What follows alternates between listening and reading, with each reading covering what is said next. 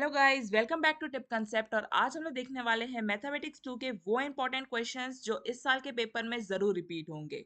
Well, before starting with it, मैं है ना एक शाउट आउट देना चाहूँ प्रांजल प्रताप सिंह को, जिन्होंने कमेंट करके ये वीडियो बनाने के लिए सजेस्ट किया।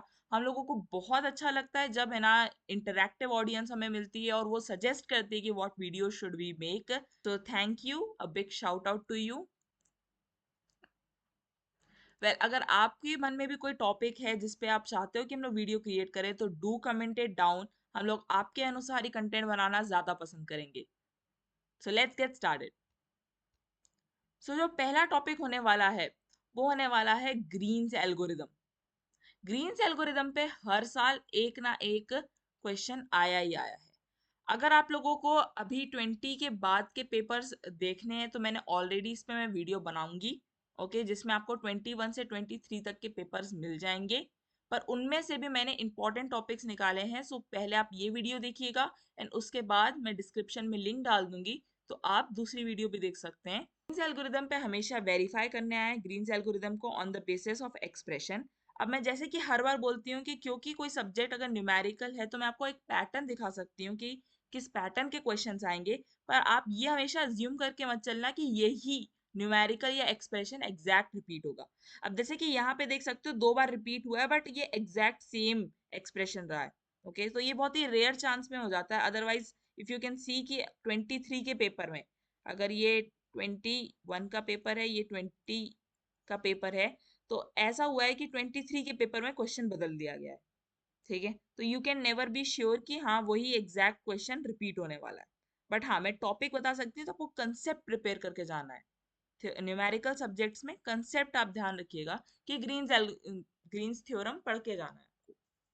फिर सेकंड टॉपिक आ जाता है आपका एनालिटिक फंक्शन।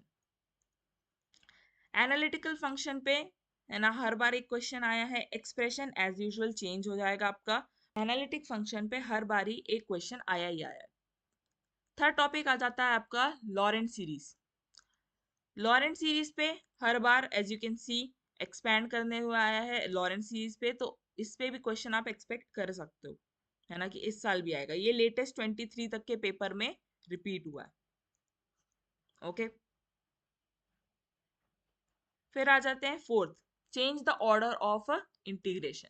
क्योंकि M2 एक ना न्यूमेरिकल सब्जेक्ट है, इस पे जरूर थ्योरी में 1-2 मार्क्स की थ्योरी आ जाती है, बट बहुत रेयर चांस होता है कि आपको कोई थ्योरेटिकल क्वेश्चन आएगा। सो दैट्स वाई आपको कंसेप्ट पता होना चाहिए। एटलीस्ट अगर आप ये भी लिख के आते हो ना एग्जाम में कि वो कंसेप्ट काम कैसे करता है, तब भी आपको मार्क्स मिलते हैं उस चीज पे कि आपने एटलीस्ट थ्योरी मेंशन की है। तो आप एटलीस्ट इनकी थ्योरी तो प्रिपेयर कर ही सकते हो कि आपको पता है कि ये वर्क कैसे करता है। Changing the order of integration पे हर बार एक क्वेश्चन पूछा गया है। फिर आ जाता है residue theorem. Residue theorem important मैं इसलिए भी बोलना चाहूंगी क्योंकि इससे थ्योरी भी आई है, जैसे कि स्टेट करने आ सकता है सिंपली, थ्योरी भी आई है, और बाकी तो न्यूमेरिकल आएंगे ही आएंगे। तो एक पेपर में कई बार ऐसा हुआ है कि रेसिड्यू थ्योरम पे या कैलकुलस ऑफ रेसिड्यू पे अलग अलग सेपरेटली क्वेश्चन आए हैं, तो 2 क्वेश्चन बोल सकते हैं कि रेसिड्यू थ्योरम से आए हम लोगों के पास। ओके, यहाँ पे मैंने क्वेश्चन वेराइटी दे दी, आप वीडियो को पॉज करके ये क्वेश्चंस नोट डाउन कर सकते हो, एटलीस्ट प्रैक्टिस कर सकते हो आप।